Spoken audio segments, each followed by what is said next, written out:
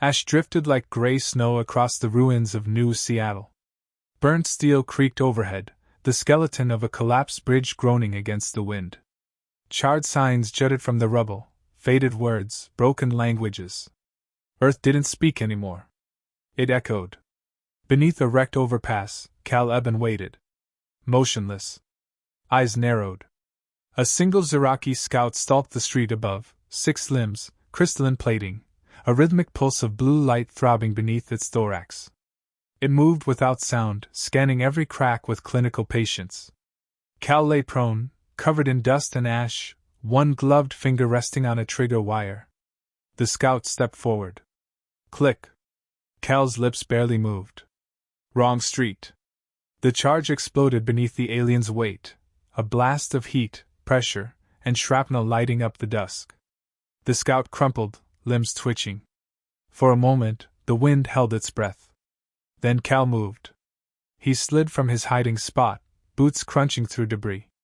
His coat, stitched from old Earth military fabric and scavenged Zeraki mesh, flapped behind him. At his hip, a makeshift pistol powered by repurposed drone cores. He crouched beside the wreckage, pulled a shard of the alien's memory core, and tucked it into his satchel. The rest would be stripped for energy cells later. He couldn't afford to waste anything, not here, not anymore. Cal scanned the skyline. 4 Zeraki beacons blinked in the distance, perimeter towers humming with orbital sync. Above them, black obelisks floated silently, their surfaces rippling like water. They thought this world was dead. They were wrong. He ducked into the remains of a subway tunnel, torchlight flickering over graffiti-covered walls. He passed murals of human resistance, fists, flags, names. He didn't pause. Memory was heavy. Survival required speed. His destination was a collapsed command post, long forgotten. He slid beneath a rusted blast door and entered what once was EarthGov's Relay Room 19. Now it was a grave. Rows of shattered screens. Dried blood on control panels. A skeleton still clutching a headset. Cal moved past them all and dropped to one knee at a broken transmitter. His fingers danced, flipping switches, rerouting power, re-rigging the old antenna with stolen parts. The machine sparked, coughed, and lit up with a low hum. He inserted the scout's memory shard. The machine synced. A signal bar flickered once. Twice. Full green. Cal pressed a mic to his mouth. Terra Echo Broadcasting. Human presence confirmed. Earth is not silent. Repeat, Earth is not silent. To any vessel, any colony, we're still here. He waited. Static. Then a pulse. One short beep. A return ping.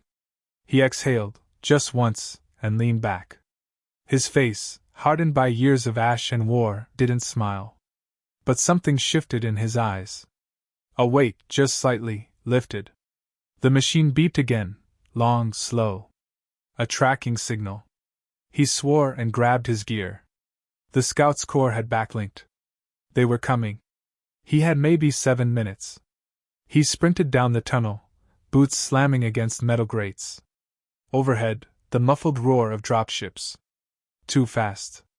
At a turn, a small bot whirred to life, a personal assistant drone, shaped like a child's toy. He grabbed it instinctively. Its eyes flickered blue.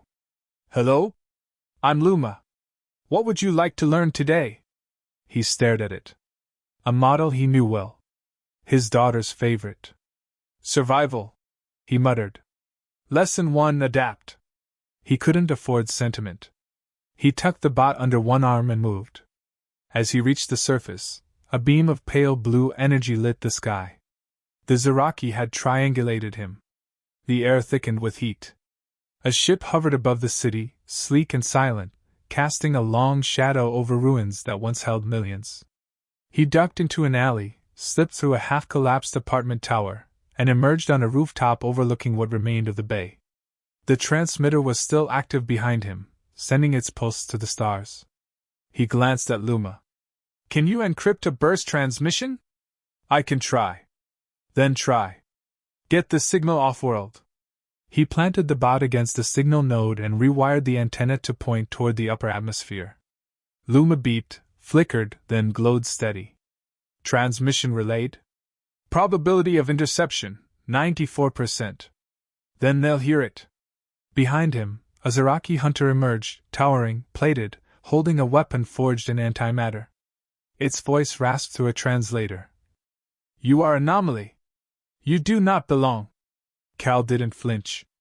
Yeah, I get that a lot. He drew his pistol, fired once, then jumped. The blast caught the rooftop behind him as he dropped 3 stories into rubble, rolled, and disappeared into the smoke. Above, the ship hovered, scanning. But the signal was gone. Luma self-destructed on cue, its core fizzling in a contained burst. No trace. No trace but the message. Far above Earth, a satellite blinked awake. Then another. Old Earth tech, long dormant, flared to life. And in deep space, in the black between stars, a forgotten station received a ping. The signal was human. The descent. Far above Earth, behind a wall of artificial black, the Zeraki command throne stirred. Vorex stood motionless, his tall crystalline frame catching the light of starfields reflected across the chamber. His form refracted like shattered glass, beautiful and deadly. He didn't blink. His kind never did. A hollow feed floated before him, replaying a signal burst from Earth. A human voice, calm, steady, defiant, echoed through the silence. Earth is not silent. Vorex tilted his head, almost curious. He ran the voice print. The system responded. Unmatched. Presumed extinct. Yet here it was. A spark in ash. Deploy a hunter vessel, he said, voice flat. Region Terra Prime. Search for anomaly. Do not record. Do not return until it is erased. The order moved through the hive instantly. On Earth, Cal Eben moved with a quiet urgency. His shoulder bled through a torn sleeve, but he didn't stop. He'd abandoned the old city, moving northeast through what had once been dense suburbs, now reduced to empty shells and twisted cars, forests growing through broken homes. He carried a single duffel, energy cells, salvaged rations, a stripped-down rail cutter, and a shard of encrypted data from the dead Zeraki scout. And in his jacket, tucked beneath armor plating, a photo, his wife and daughter on the beach, the last day before the sky fell. He didn't look at it. Not yet. His destination, Outpost V9, an old Earth resistance node buried beneath a collapsed university campus. According to the scout's shard, there had been movement underground, thermal signatures and power surges logged just days earlier. If they're alive, he muttered to himself. We start again. The building above had been obliterated. A crater, blackened and wide, swallowed half the ruins. But a shattered stairwell beneath the rubble led somewhere. He descended. The air grew colder. Lights flickered, then stabilized as backup power responded to movement. A biometric scanner hissed, scanned his face, and sparked. Recognized. The door opened. Cal stepped into the past. Rusting monitors lined the walls. Old Earth flags, bleached from time, hung torn but untouched. Tables still held weapons, blueprints, field notes. Then came the sound. A shuffle. A breath. He drew his pistol. From the far side of the room, a figure emerged. Thin. Cautious. A woman. Human. She stopped when she saw him. Her voice cracked. You're real? Cal lowered his weapon. Depends who you ask. Her name was Mara Thorne. Former comms officer. Survivor. She led him to a hidden chamber. 8 more lived there. Engineers, medics, 1 teenage boy. They'd been hiding for years, off-grid, using geothermal power and silent rations. Cal's message had reached them. Hope returned to their faces as he spoke, not hope for survival, but for meaning. They'd thought Earth forgotten. Abandoned. His signal proved it wasn't. Mara offered him a meal. He took a seat at a metal bench. The boy, barely 16, stared at him like he was a ghost. You blew up a Zeraki patrol in the southern ruins? Yeah, Cal said, chewing. Stupid. But loud. That was you? All part of the charm. They laughed. A real sound, raw and unfamiliar. For a moment, it felt like living. That moment ended fast. The room went red. Emergency klaxons, ancient but still working, screamed to life. Mara bolted to the console. They found us. Above, the ceiling trembled. Cal rushed to the entry hatch. Through the surface cam, he saw the vessel, obsidian black, floating just above the crater. It didn't fire. It waited. He turned to Mara. Do you have evac tunnels? North side. They're collapsed. Weapons? She looked down. Not enough. He pulled the scout shard from his pack. We uploaded their location when I accessed the core. We brought them here. You didn't know. Doesn't change what's coming. The building shook again. Then silence. Cal looked at the boy. What's your name? Rin. Stay with Mara. Don't hesitate. He turned to the emergency console and accessed the power grid. Overloaded it. Linked it to the outpost's failing fusion cells. You're not staying, Mara said. Someone has to hold the fuse. We've survived this long. Exactly. Keep going. She looked at him, searching for something. Regret? Guilt? He didn't give it. Instead, he handed her a drive, the encrypted copy of his message, plus coordinates of a possible off-world colony he'd intercepted. If you find them, tell them we're not done. He didn't wait for an answer. The outpost shook again, this time from within. Cal rigged the final detonator near the main stairwell and backed into the shadows. He counted every step of the Hunter patrol as it descended, its legs like knives against steel.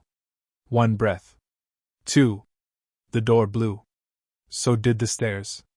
Flame roared through the corridor, consuming metal and alien alike. But it wasn't enough. From the smoke, the Hunter crawled forward, cracked, scorched, but not finished. It raised a weapon. Cal fired first. The rail slug punched through its thorax. The creature fell, twitching. Its core lit up, preparing to self-destruct. Cal grabbed its leg and dragged it to the tunnel entrance. Heaved it into the crater. Go home. It detonated midair. He returned, breath ragged, to find the outpost collapsing. Mara and the others were gone, escaped through a maintenance shaft. He hoped. He sat at the console, sparks dancing over the screen. Dust fell like snow from above. He didn't move for a while. Then he pulled the photo from his jacket and looked at it. Finally. They smiled at him from a time that didn't exist anymore. He didn't speak. But something in his chest shifted. Above, the Zeraki's ship vanished. It didn't fire again. It had seen enough. And so had he. The Zeraki archive ship lay wrecked in the desert sands, its hull split open like a dead insect under a magnifying glass. Heat shimmered across its metallic skin, casting strange shadows on the dunes. From above, it might have looked like a fallen god, beautiful, broken, and forgotten. Cal crouched beneath a jagged hull plate, rifle slung across his back, breath steady. He scanned the breach with his visor, checked radiation levels, and slipped inside. The air was colder than expected. Inside, the corridors were silent. Not dead quiet. Machines still hummed beneath the metal floor. Blue light pulsed faintly through the ship's crystalline walls. Whatever this place had been, it still remembered its purpose. He moved carefully, boots echoing on the curved alloy. Every footstep felt louder than it should. His mission was simple: get in, retrieve intel, get out. But nothing about Earth was simple anymore. Deeper inside, the ship opened into a massive chamber, a domed library of sorts, lined with data spires. Each one glowed, emitting soft tones like a choir holding its breath. He approached the central console. It flickered to life at his presence, curious, not hostile. Language detected Earth standard. It whispered. Query? He inserted the decrypted shard from the scout's memory into the interface. Cross-reference with all human records, he said. The lights dimmed. Streams of data scrolled across the interface. Earth history, DNA samples, social patterns, vocal signatures. They had everything. And then he saw it. Project CH0429, Sentience Archive, Category, Terran, Subgroup, Civilian, Age 7. His blood turned cold. He tapped the entry. A hologram emerged, a young girl, hair in braids, holding a toy bear. Name, Ava Eben. He staggered back. No sound came from his throat. She smiled at him through flickering light, mouthing a lullaby that was never meant to be stored in an alien databank. Her voice, soft, innocent, began to play in the background, warped through translation software. His daughter. Not dead. Preserved. Analyzed. Used. The archive had documented her behavior, dreams, vocal patterns, how she responded to fear, light, solitude. Thousands of lines. Thousands of hours. She wasn't mourned. She was studied. He stepped away, breath catching. The chamber spun. Rage rose in a sharp, sudden wave. They didn't kill her, he said, voice low. They dissected her life. A deeper file appeared. Experimental logs. Medical analysis. Cryopod stasis. Location unknown.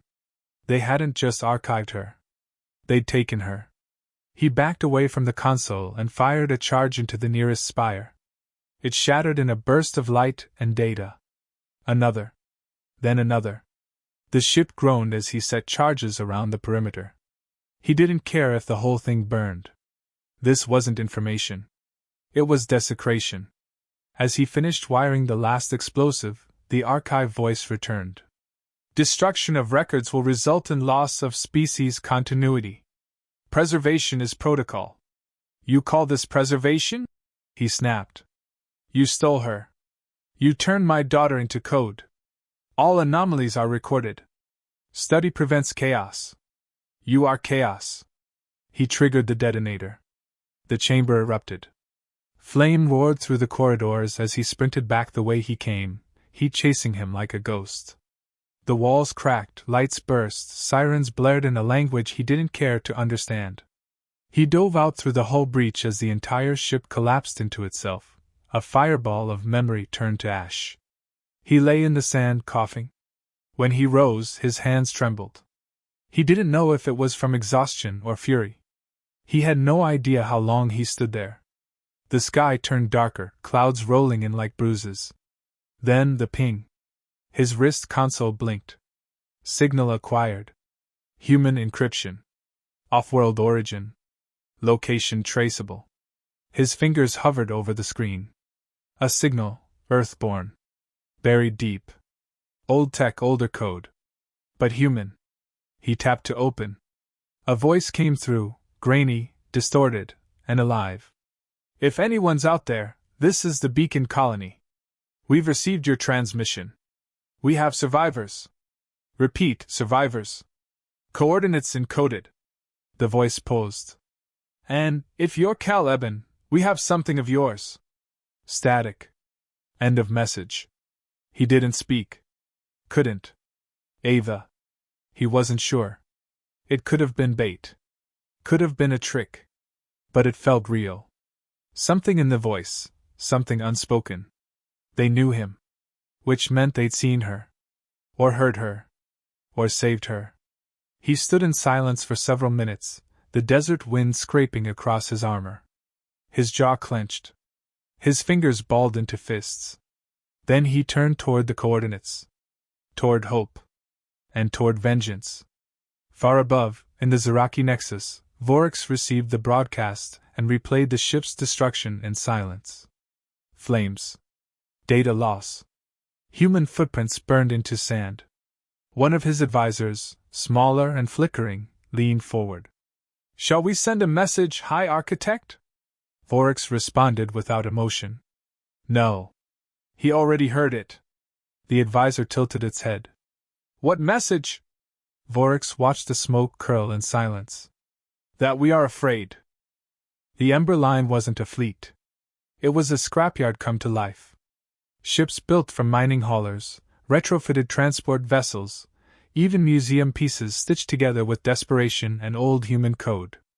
They floated in formation around Earth's orbit like scars circling a wound, battered, imperfect, and very much alive.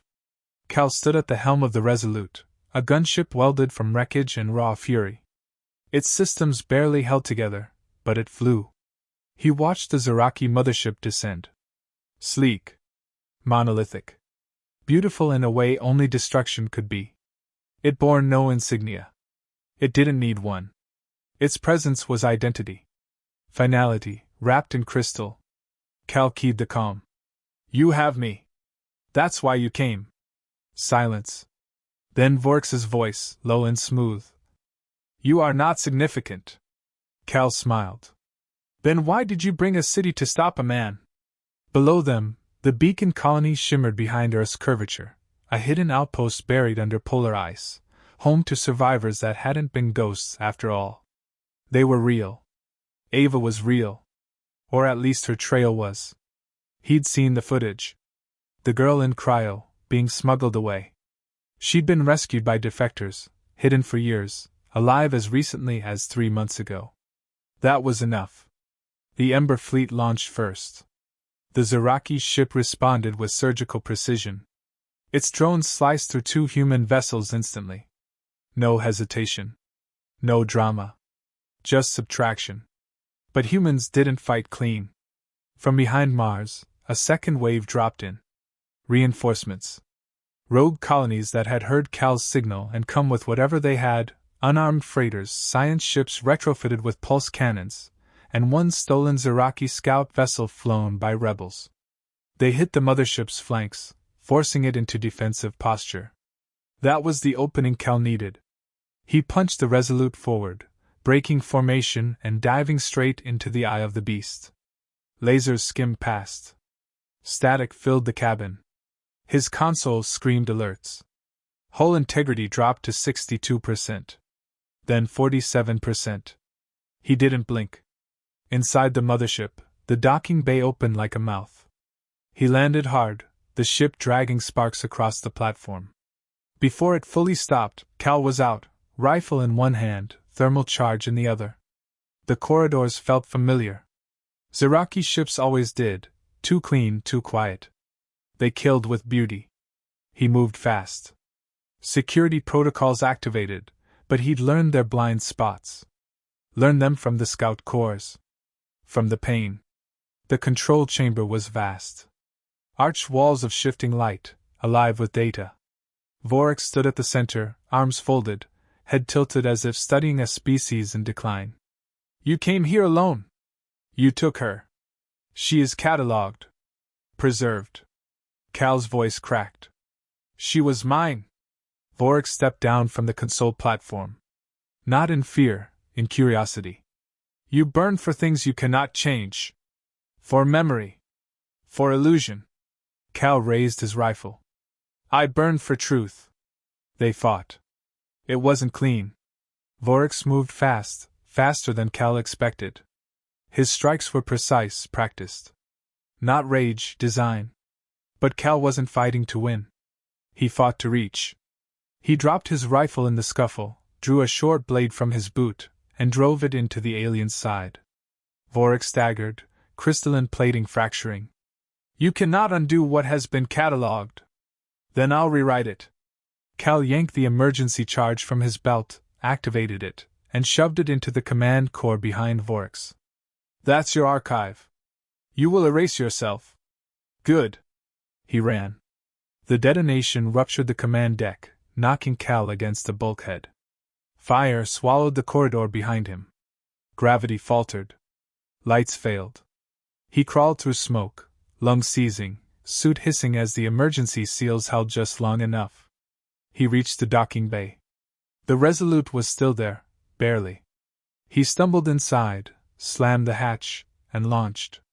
Behind him, the mothership burned, blue flame flickering in zero gravity like an oil slick catching light. He didn't look back. The ember line celebrated. The mothership's destruction triggered a cascade.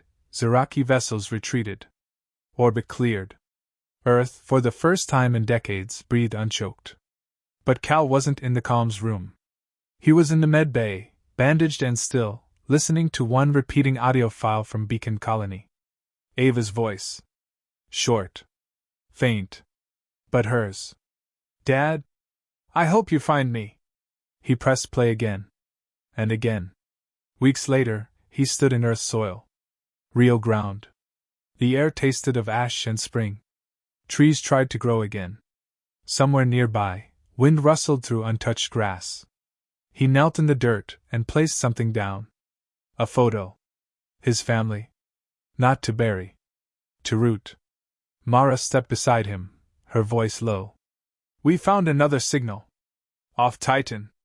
Female. Cryo's signature matches the others. He didn't turn.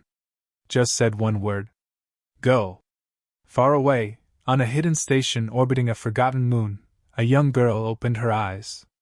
Her first word was quiet. Unsure. Dad? And far above Earth, the stars pulsed with traffic again. Not fleets. Not war. Signals. Voices. Memories. Humanity. Final line. They left one man alive. He reminded them why that was a mistake.